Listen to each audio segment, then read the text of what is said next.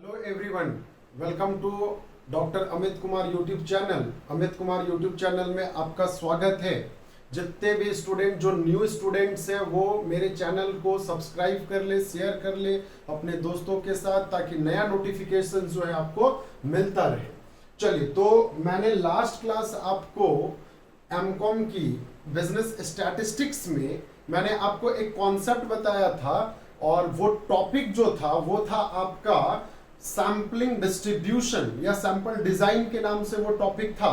ठीक ना। मैंने आपको पिछला क्लासेस में वहां पे आपको सैंपल का डिस्ट्रीब्यूशंस बताया था, टाइप्स ऑफ सैंपल्स कैरेक्टरिस्टिक्स बता दिया था, और भी बहुत सारी बातें मैंने वहां पे आपके साथ ऑलरेडी कर रखा था। प्रोसेस ऑफ सैंपलिंग भी मैंने बता रखा था। तो आज के क्लासेस में मैं सैंपल डिजाइन का क्लासिफिकेशन करता हूं।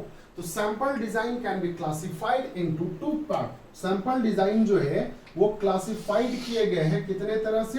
तो दो तरह से सैंपल डिजाइन को क्लासिफाई किए गए हैं। सबसे पहला जो सैंपल डिजाइन को क्लासिफाई किया गया है वो है आपका प्रोबेबिलिटी सैंपलिंग, और दूसरा जो सैंपल डिजाइन है वो है आपका non probability sampling. Is it clear? तो पहला आपका प्रोबेबिलिटी सैंपलिंग है, दूसरा आपका नॉन प्रोबेबिलिटी सैंपलिंग है। ठीक है। प्रोबेबिलिटी सैंपलिंग में आपका आ जाता है सीक्वेंशियल सैंपलिंग, रैंडम सैंपलिंग। ठीक है। देखो, डिफरेंट सैंपलिंग, प्रोबेबिलिटी सैंपलिंग और नॉन प्रोबेबिलिटी सैंपलिंग में समझ लो। प्रोबेबिलिटी हम उस चीज को बोलते हैं जिसका आंसर हमको ऑलमोस्ट पहले से पता रहता है। ठीक है। जैसे मैं एक एग्जांपल दे रहा हूं, हमने अगर एक कॉइन को अगर उछाला है तो हमें हेड आएगा या तो टेल आएगा, ये पहले से प्री डिटरमाइन है, आइदर हेड और आइदर टेल, थर्ड कोई ऑप्शन ही नहीं होते। उसी तरह अगर एक आपका डायस को अगर मैंने थ्रो किया है तो आइदर 1 आएगा, 2 आएगा, 3 आएगा, 4 आएगा, 5 आएगा, 6 आएगा, इसके अलावा और कोई दूसरे ऑप्शन ही नहीं है। तो ये सारे आपके प्रोबेबिलिटीज में आ जाते हैं। तो प्रोबेबिलिटी सैंपलिंग हम उस सैंपलिंग को बोलते हैं जहां पे हमको पहले से ही फिगर पता रहता है, मतलब एक एस्टिमेटेड वैल्यू हमें आइडेंटिफाई करने की आवश्यकता नहीं होती है, वो पहले से हमको वेल डिफाइन होता है। नॉन प्रोबेबिलिटी वैसे सैंपलिंग को बोला जाता है जिसमें आपको पहले से आउटकम जो है वो आपको नहीं पता है। जैसे मैं एक एग्जांपल दे रहा हूं, मैंने प्रोबेबिलिटी सैंपलिंग में पहला सीक्वेंशियल सैंपलिंग लिख रखा है, ये तो मैं बाद में करूंगा सीक्वेंशियल सैंपलिंग। मैं सबसे पहले रैंडम सैंपलिंग की बात करता हूं। रैंडम कहने का मतलब क्या है? एक ना आपके पास थैला है, बैग है, मान लेते हो सहजता के लिए ये आप लोग को एक बैग है। ठीक ना। अब बैग में यहाँ पे डिफरेंट टाइप के कलर के आपको, जैसे ये तो आपको चौक दिखाई दे रहा है, ठीक ना।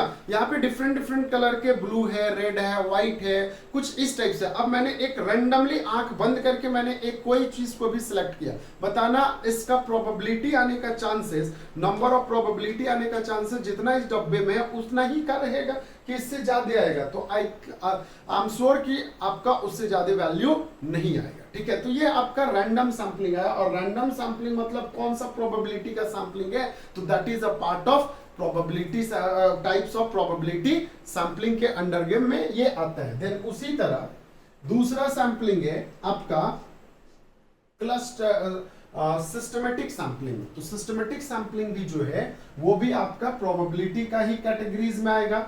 Stratified random sampling, what do you mean by stratified?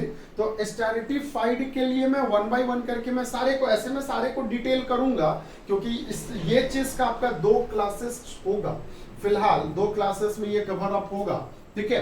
तो मैं स्ट्रैटिफाइड के बारे में बता दूं। स्ट्रैटिफाइड सैंपलिंग वैसे सैंपलिंग को बोलते हैं जिसमें ना हम एक ग्रुप तैयार करते हैं। जैसे एक बहुत बड़ा ग्रुप है, इसको मैंने छोटे छोटे अलग अलग स्ट्रैटा बोला जाता है, उसको छोटे छोटे ग्रुप में मैं बांट देता हूं। जैसे मैं एक एग्जांपल देता हूं, आपके स्कूल में क्या होते थे, 6 class, 7 class, 8 class, 9 class, 10 class के अलग अलग बच्चे होते थे। उसको ना हाउसेस में बांट दिया जाता था। जैसे मैं जिस स्कूल में पढ़ा था उसमें आपका स्वामी विवेकानंद हाउस होता था, या कलर के हिसाब से हो जाता था, red house, blue house, green house, yellow house, ठीक ना। तो मैंने क्या किया, एक स्कूल के बच्चे के या क्लास के बच्चों को मैंने क्या किया, डिफरेंट डिफरेंट हाउस में बांट दिया, ताकि हमको कल के डेट में जब सैंपलिंग करे तो हम रेड हाउस से 2 बच्चों को उठा लिए, ब्लू हाउस से 2 को उठा लिए, येलो हाउस से उठा लिए, ठीक है ना। तो जब हम कंपटीशन करेंगे, जैसे हमारा स्कूल में कंपटीशन डांस का हो रहा है, तो सारे ग्रुप से मैंने 2-2 बच्चों को डांस में ले लिया। क्रिकेट का हो रहा है, क्रिकेट के लिए सारे बच्चे। तो इसमें क्या हुआ, पार्टिसिपेशन जो हुआ ईच एंड एवरी पर्सन का हुआ। Is it clear? तो ये तरीका होता है और इसको हम लोग स्टेरिटिफाइड सैंपलिंग, रैंडम सैंपलिंग बोलते हैं। अब स्टेरिटिफाइड रैंडम सैंपलिंग प्रोबेबिलिटी इसलिए हुआ क्योंकि जो क्लासरूम में जो बच्चे हैं रेड हाउस में या फिर ब्लू हाउस में या फिर आपका येलो हाउस में, तो उतना ही बच्चे रहेंगे जितना कि पहले से वहां पे इन्वॉल्व, और वो सारे का आपको वेल नोन फिगर होता है, वो आपका जाना हुआ फिगर होता है। Is it clear? चलिए नेक्स्ट है आपका क्लस्टर सैंपलिंग। क्लस्टर सैंपलिंग का दूसरा नाम ब्लॉक सैंपलिंग भी होता है। Is it clear? Cluster sampling को दूसरा नाम जो है हम लोग ब्लॉक सैंपलिंग के भी नाम से जानते हैं, ठीक है। और क्या होता है ये भी मैं बताऊंगा। जैसे multi stage sampling, multi stage sampling क्या होता है, हम ना एक स्टेज बाय स्टेज में जाते हैं। जैसे अगर मान लेता हूं सहजता के लिए सीबीडीटी का प्रोग्राम चल रहा है, सीबीटी का प्रोग्राम चल रहा है, जैसे आपका वो डिस्ट्रीब्यूशंस ऑफ फूड पैकेज को डिस्ट्रीब्यूट करने के लिए अगर आपने एक कोई प्रोग्राम तैयार किया है, तो आप क्या करेंगे, स्टेट से डिस्ट्रिक्ट में आएंगे, डिस्ट्रिक्ट से आप ब्लॉक में आएंगे, ब्लॉक से आप पंचायत में आएंगे, पंचायत से आप वार्ड में जाएंगे, और वार्ड के बाद फिर वो आपका बेनिफिशियरी के पास पहुंचेगा। तो मैंने क्या किया, एक स्टेज बनाया कि नहीं, एक डिफरेंट डिफरेंट लेवल का एक स्टेज तैयार किया।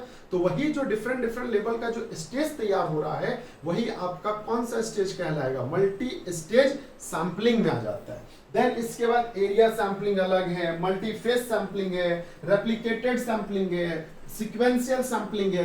all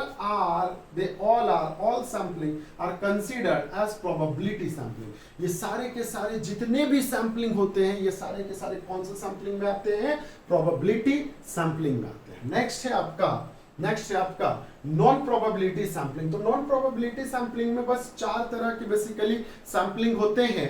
अब आप बोलोगे सर आपने तो यहाँ 5 लिख रखा है, बेटा ऐसा है ना, जजमेंट सैंपलिंग, याद रखना, जजमेंट सैंपलिंग एंड परपोसिव सैंपलिंग एक ही होता है। जैसे मैंने आपको यहाँ पे बताया था, क्लस्टर सैंपलिंग का एक और नाम होता है ब्लॉक सैंपलिंग, ठीक है ना, इसका एक और नाम होता है ब्लॉक सैंपलिंग।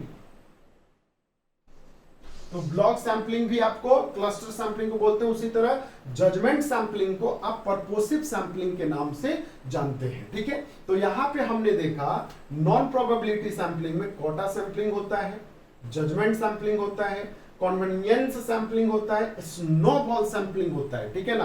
एंड देन परपोसिव तो जजमेंट का ही एक अलग दूसरा एक नाम है। Is it clear? यहां तक अगर कोई डाउट नहीं है, मैंने अभी ये समझाया नहीं है, मैंने बस एक ओवरऑल बताया। अब मैं एक बात बता रहा हूं, पते की बात, जब आप यूजीसी नेट की एग्जाम में बैठते हो, तो यूजीसी नेट के एग्जाम में मैंने ये चीज बहुत बार देख रखा है, स्ट्रेट फॉरवर्ड क्वेश्चन पूछा जाता है, which one of the following are not non probability sampling. मतलब नीचे 4 ऑप्शन दिए रहते हैं और बोल दिया जाता है कि इनमें से कौन सा नॉन प्रोबेबिलिटी सैंपलिंग है, या फिर इनमें से कौन सा, ठीक ना, नॉन प्रोबेबिलिटी सैंपलिंग नहीं है, या फिर इनमें से कौन सा प्रोबेबिलिटी सैंपलिंग है या नॉन प्रोबेबिलिटी सैंपलिंग नहीं है। तो आपका स्ट्रेट फॉरवर्ड क्वेश्चन इससे पूछे जाते हैं। जैसे मान लेता हूं सहजता के लिए मैंने quota sampling, judgment sampling, convenience sampling और आपका क्लस्टर सैंपलिंग दे रखा है, ये पूछ रखा है which one of the following are not non probability sampling. तो मेरे को एक बात बताना, नॉन प्रोबेबिलिटी सैंपलिंग आपका quota sampling, judgment sampling, convenience sampling, ये तो तीनों है ही, साथ में तीनों तो है ही। क्या क्लस्टर सैंपलिंग आपका नॉन प्रोबेबिलिटी के एरिया में आता है? तो sir cluster sampling non probability में नहीं आता है, क्लस्टर सैंपलिंग आपका प्रोबेबिलिटी में आता है। तो आप यहां पे आंसर क्या देंगे? Cluster sampling is your answer. Is it clear? तो सीधा सा कॉन्सेप्ट है, आपको ये चीज याद रखने पड़ेंगे कि आपका कौन सा सैंपलिंग किस कैटेगरी में आता है। तो चलिए इसको नोट डाउन करेंगे ताकि मैं आगे कंटिन्यू कर सकूं। चलिए, तो उम्मीद करता हूं कि आपने इसको नोट डाउन कर लिया होगा, ठीक है ना। मैं अब इसको मिटाने जा रहा हूं तब तक, और जिन्होंने नोट डाउन नहीं किया वीडियो पॉज करके नोट डाउन कर लेंगे।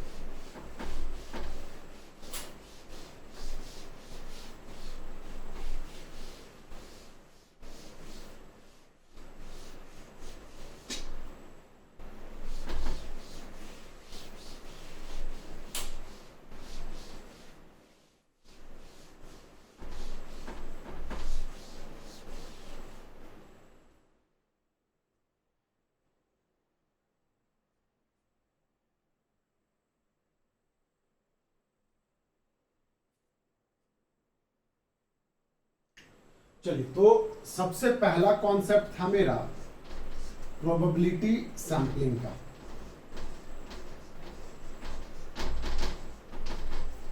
Probability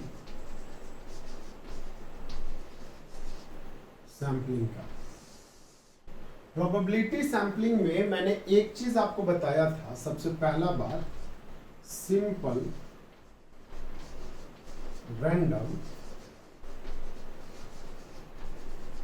sampling. Simple random sampling, देखो सिंपल रैंडम सैंपलिंग में क्या होता है समझ लीजिए। मैं ना एक फोटोग्राफ से आपको समझा रहा हूं कि what do you mean by simple random sampling. Simple random sampling जो है वो होता क्या है, मैं एक फोटोग्राफ से आपको समझा रहा हूं ताकि आपको चीजों क्लियर हो जाए। देखो इसमें ना रैंडम सैंपलिंग में जो पॉपुलेशन होते हैं, मैंने आपको पहले भी बताया था, पहला क्लासेस में बेसिक टर्मिनोलॉजी के बारे में बात किया था और उसमें मैंने पॉपुलेशन के बारे में जिक्र करा था।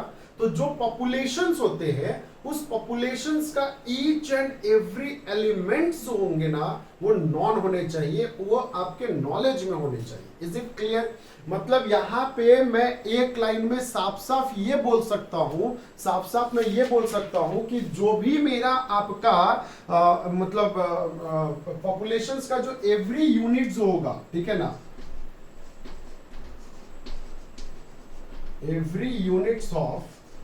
every unit of a populations where non, ये आपका जाना हुआ होना चाहिए। जाना हुआ होना चाहिए कहने का मतलब क्या है, मतलब आपका ये इस पॉपुलेशन जो है ये जाना हुआ होना चाहिए। और जब जाना हुआ होगा तो फिर आपका यहां पे क्या होगा, नॉन जीरो प्रोबेबिलिटी जो है, non zero probability and non zero probability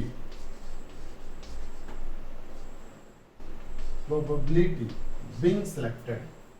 तो इसका कहने का मतलब नॉन जीरो प्रोबेबिलिटी बीइंग क्या होगा, सिलेक्टेड होगा। मतलब कोई बायसनेस की बातें नहीं होगी। इसका इस सेंटेंस का क्या मतलब है पहले वो समझ लो। रैंडम सैंपलिंग, जैसे मान लेता हूं मैं एक बात बता रहा हूं यहां पे, एक ये हमारा एक घड़ा है ना, ये घड़ा है। अब इस घड़े में हमने बहुत सारे कुछ बॉल रख रखे हैं, या फिर जैसे प्लस का साइन, माइनस का साइन, मल्टीप्लिकेशन का साइन, डिवीजन का साइन, है ना, कुछ इस टाइप से। ये डिफरेंट एलिमेंट है। ये डिफरेंट क्या है बताना, ये डिफरेंट आपके एलिमेंट है। इज इट क्लियर ना? ये आपके डिफरेंट जो है वो एलिमेंट हैं, ठीक। बताना सारे के सारे एलिमेंट्स जो है आपके नॉन है कि नहीं है। मतलब यहां पे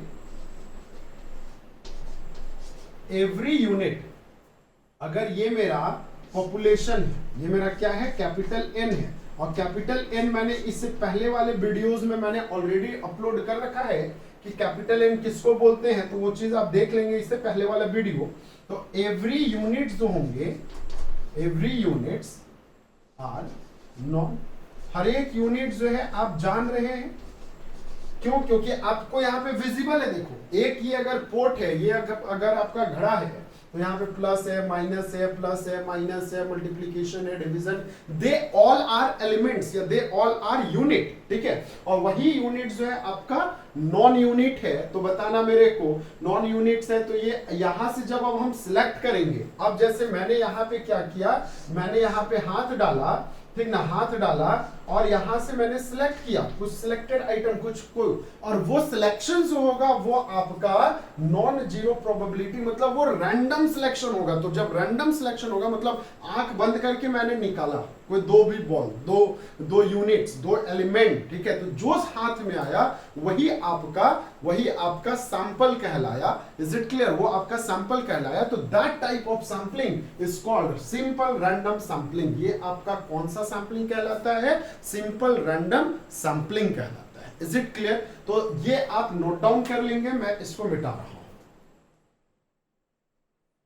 चलिए, तो उम्मीद करता हूं कि आपने इसको नोट डाउन कर लिया होगा, ठीक है ना, और नहीं किया है तो आप वीडियो को पॉज करके आप नोट डाउन कर सकते हैं। चलिए, तो सेकेंड मेथड है हमारा सिस्टमेटिक सैंपलिंग। देखो सिस्टमेटिक सैंपलिंग भी क्या होता है ना, systematic sampling is also part of probability sampling. मैं एक एग्जांपल दे रहा हूं, ध्यान से सुनना। देखो एक ना लाइन में एक बहुत सारे लोग खड़े हैं, ठीक है, बहुत सारे लोग खड़े हैं यहां पे, ये सारे लोग खड़े हैं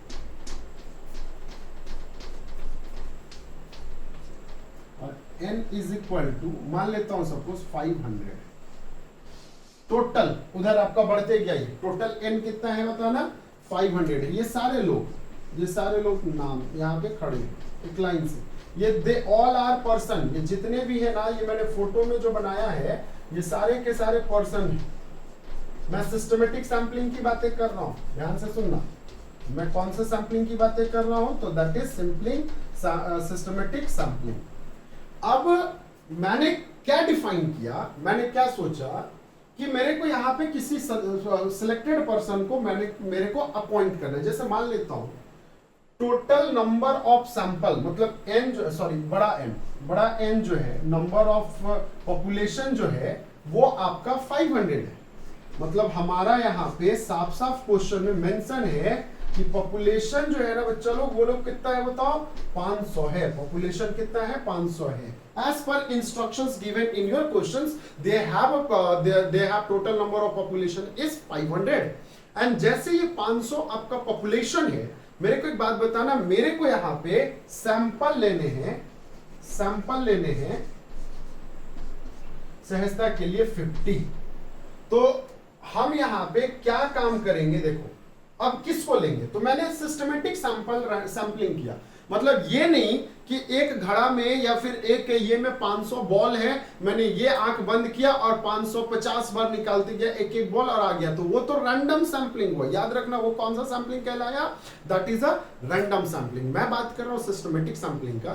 तो सिस्टमेटिक सैंपलिंग में मैंने पर्सन का ये लिया है। आप एग्जांपल किसी का भी ले सकते हो, बॉल का ले सकते हो, ठीक ना, कार्ड का ले सकते हो, किसी का भी ले सकते हो। मैंने इंडिविजुअल पर्सन का ले रखा है।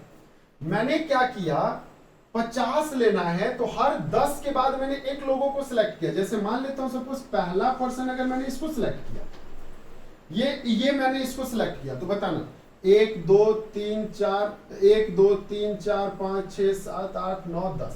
दूसरा मैं यहां पे सिलेक्ट करूं। गैप देखो कितने का है, 1 2 3 4 5 6 7 8 का गैप है। अब 1 2 3 4 5 6 मैं मान लेता हूं सपोज 1 2 पर्सन और बीच में मैं बना देता हूं। ध्यान से सुनना, थोड़ा सा कॉम्प्लिकेटेड हो गया है यहाँ पे बोर्ड की वजह से। देखो बीच में गैप कितने का, 8 का है। 8 के बाद 9वां वाला मैं कंसीडर कर रहा हूं, तो 1 2 3 4 5 6 7 8। तो मैं यहाँ पे इसको क्या किया, सिलेक्ट कर लिया। अगर मैंने इसमें सभी का नाम दे दिया होगा, ए दे दिया होगा, बी दे दिया होगा, सी डी ई ना, एफ जी एच आई जे के एल एम एन ना, O P Q R S, कुछ ऐसे। तो मैंने यहां पे जो सिलेक्ट किया है फिलहाल ए को किया है। तो जो सिलेक्शन हुआ है मेरा जो सिलेक्शन हो रखा है वो किसको किसको किया है, ए को किया है, देन इसके बाद मैंने जे को किया है ना, देन इसके बाद मैंने एस को किया है। Is it clear? तो ये मैंने इसको सिलेक्शन किया है, मतलब हर 10 के बाद एक नंबर को मैंने सिलेक्ट किया कि नहीं, हो सकता है ये मैंने इसको अगर नंबर पे रहता है या बॉल पे रहता है तो हर रेड के बाद हम ब्लू को लेंगे, हर या मतलब ब्लू से पहले हम रेड को कंसीडर करेंगे, ये भी हो सकता था। तो दैट टाइप ऑफ सैंपलिंग, ये इस तरह का जो सैंपलिंग होता है इसको हम लोग सिस्टमेटिक सैंपलिंग बोलते हैं। मतलब इसमें ना सिस्टमेटिक सैंपलिंग में सबसे पहले हम लोगों को जो भी हमारे पास जो पॉपुलेशन है वो पॉपुलेशन को सबसे पहले अरेंज करने पड़ते हैं, और अरेंज करने के बाद जो है आप आगे का काम करोगे। Is it clear? तो ये हमारा कौन सा सैंपलिंग कहलाया, ये हमारा आपका सिस्टमेटिक सैंपलिंग कहलाया। Is it clear? अब मैं एक बहुत इंपॉर्टेंट, इसको नोट डाउन करेंगे, नोट डाउन कर लेंगे वीडियो पॉज करके, मैं इसको मिटा देता हूं। अब मैं थर्ड टाइप का मैं बात कर रहा हूं, स्ट्रैटिफाइड सैंपलिंग का, जो सबसे इंपॉर्टेंट सैंपलिंग है आपका पॉपुलेशन का। इसके बाद फिर मैं अगले क्लासेस में मैं डिस्कस करूंगा चीजों को, है ना। नेक्स्ट है आपका थर्ड पॉइंट, स्ट्रैटिफाइड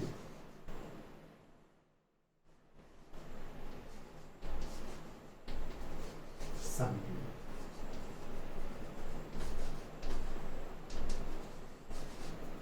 देखो स्ट्रैटिफाइड सैंपलिंग क्या होता है समझ लेंगे। स्ट्रैटिफाइड कहने का मतलब ना बच्चा, आपका मान लेता हूं एक ये आपका टोटल नंबर ऑफ पॉपुलेशन है, ये टोटल नंबर ऑफ क्या है, पॉपुलेशन, ठीक है ना, ये टोटल नंबर ऑफ पॉपुलेशन।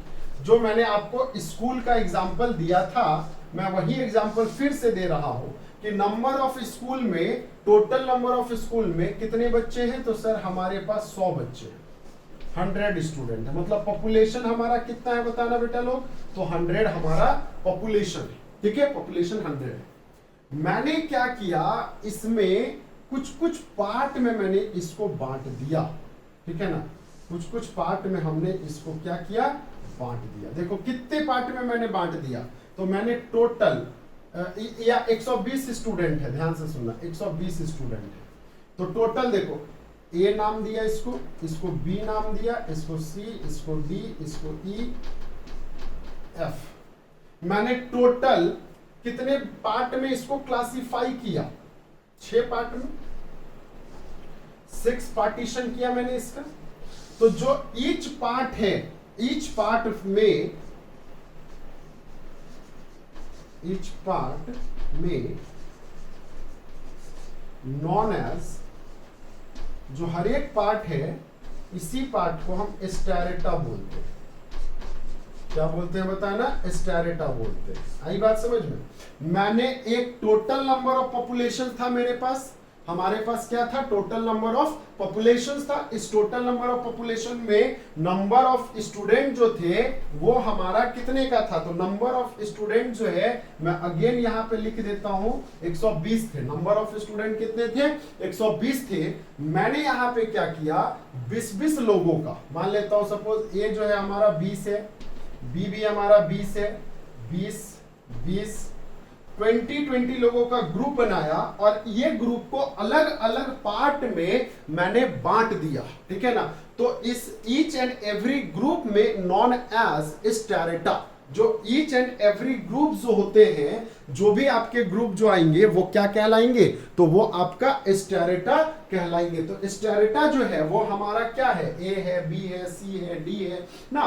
तो अब जो है हम जब सिलेक्शन करेंगे after stratified sampling, when creation of each and every strata, ठीक ना, हम क्या करेंगे, ए से कुछ लोगों को सिलेक्ट कर लेंगे रैंडमली, बी से कर लेंगे। एकदम याद कर लो स्कूल, ठीक ना, स्कूल जब आप सीबीएसई स्कूल जाते थे, जैक बोर्ड में तो ये फैसिलिटी नहीं होता था, सीबीएसई स्कूल में जनरली ये फैसिलिटी होता था।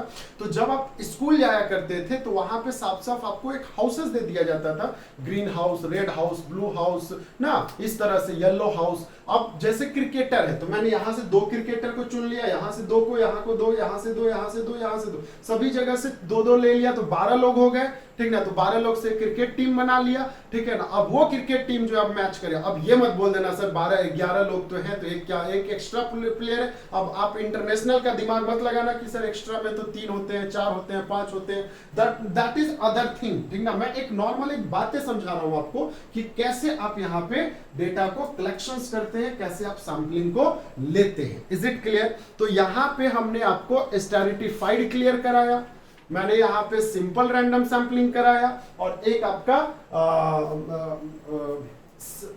सिस्टमेटिक कराया, ठीक है। एक और बात बता दूं आज के क्लास में, चौथा सैंपलिंग जो है प्रोबेबिलिटी सैंपलिंग, जिसका नाम है मल्टी स्टेज सैंपलिंग। चलिए ये नोट डाउन करेंगे, मैं इसको मिटाऊंगा।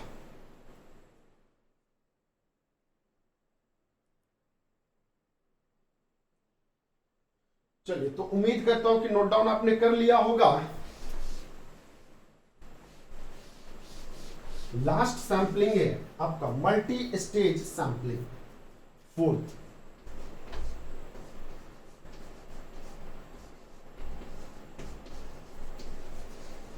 मल्टी स्टेज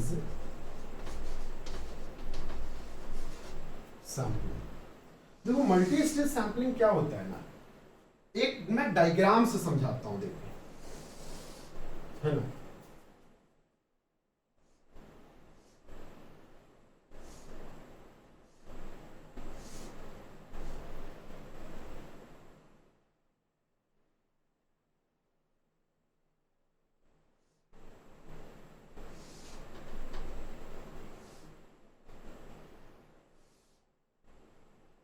मैंने कुछ इस टाइप से ना डायग्राम बना दिया इसका, ठीक है। इसका 1 नाम दिया, इसका 2 नाम दिया, इसका 3, इसका 4, कुछ इस टाइप से। देखो सबसे पहले हम एक स्टेज बाय स्टेज जा रहे हैं, ठीक। जब हम कोई डेटा कलेक्शंस की बातें करते हैं तो सर हम सबसे पहले ना हम क्या काम करते हैं, तो हम ना सर यहाँ पे मान लेता हूं, मैं एक एग्जांपल लेता हूं कि मैं यहां पे बात करता हूं सर वार्ड का, मैंने वार्ड ले लिया, देन इसके बाद मैंने ब्लॉक ले लिया, बहुत सारे ब्लॉक बन करके आपके डिस्ट्रिक्ट बन गए, देन इसके बाद मैंने स्टेट का काम किया। मतलब मैं एक राज्य सरकार का एक नॉर्मल बात कर रहा हूं, जैसे अभी ना कोरोना का पीरियड है। कोरोना में क्या हो रहा है कि हर एक वार्ड में लोग जा करके चेक कर रहे हैं। तो कैसे स्टेट ने ऑर्डर दिया कि भैया तुम अपना अपना जिला को चेक करो, जिला ने क्या किया अपना अपना ब्लॉक को चेक करो, ब्लॉक ने क्या बोला अपना अपना वार्ड को जाकर के चेक करो, ठीक है। तो वार्ड जो है वो सबसे नीचे स्टेज का, मतलब यहां पे हमने वार्ड को डिफाइन कर दिया, ठीक है। वार्ड नंबर जैसे 3, 4, 5 वार्ड मिला करके, एक दो बीच में और ग्राफ बन सकते थे, जैसे पंचायत का बन सकता था, ठीक ना, अनुमंडल का बन सकता था, उतना हमको डेप्थ में नहीं जाना है। मतलब मैं एक बस कॉन्सेप्ट समझा रहा हूं कि what do you mean by multi stage sampling. Multi stage sampling होता क्या है, तो मल्टी स्टेज सैंपलिंग क्या, जैसे ये जो है ये मेरा स्टेज 1 कहलाएगा, उसी तरह आपका स्टेज 2 कहलाएगा, देन इसके बाद ये आपका स्टेज 3 कहलाएगा, और लास्ट जो है ये आपका स्टेज 4 कहलाएगा। मतलब हमने क्या किया, मल्टी स्टेजेस में काम किया, और हर एक स्टेज में जाकर के अलग अलग सैंपल को कलेक्ट किया। और ये सैंपल, मेरे को एक बात बताना, वार्ड में भी हमको टोटल नंबर ऑफ पॉपुलेशन पता है, ब्लॉक में भी पता है, डिस्ट्रिक्ट में भी पता है, स्टेट में भी पता है, तो बताना हम प्रोबेबिलिटी यूज कर सकते हैं कि नहीं कर सकते, क्योंकि प्रोबेबिलिटी तो वहीं पे ना यूज होता है जहां पे हमको नंबर ऑफ यूनिट्स जो है वो नॉन होता है, नंबर ऑफ यूनिट्स पता होता है। Is it clear? तो हमने यहां पे साफ साफ आपको बता दिया मल्टी स्टेज सैंपलिंग। तो मल्टी स्टेज सैंपलिंग जो है उसमें मैंने आपको बताया कि ये किस टाइप से बात करता है, तो ये आपका district wise, city wise, ward wise, ठीक ना, हाउस होल्ड वाइज, तो इस तरह से ये डिस्कशन। अच्छा, ये उल्टा भी हो सकता है पहले आपका सिटी आ जाए, फिर हो सकता है ये आपका पहले आपका स्टेट आ जाए, जैसे स्टेज 1 दिया है ना, तो स्टेज 1 इधर भी हो सकता है, और ऐसे जा सकता है, डाउनफॉल कर सकता है। तो ये तो डिपेंड करता है at the time of collections of data, ठीक ना, कि आप किस तरह से डेटा का कलेक्शंस करते हो। क्लियर है? तो ये आपका मल्टी स्टेज सैंपलिंग कहलाता है। तो कुछ सैंपलिंग आपके प्रोबेबिलिटी में बच चुके हैं और नॉन प्रोबेबिलिटी तो पूरा बचा हुआ है, तो ये मैं नेक्स्ट क्लासेस करूंगा। Is it clear? तो चलिए, आप लोगों को अगेन थैंक यू सभी को, और पेशेंसली वीडियो को आपको देखने के लिए, वो जो जितने भी विद्यार्थी जो लास्ट तक देखे हैं उनको स्पेशल वाला थैंक यू। चलिए नेक्स्ट क्लास में मिलता हूं, तब तक के लिए टाटा बाय बाय।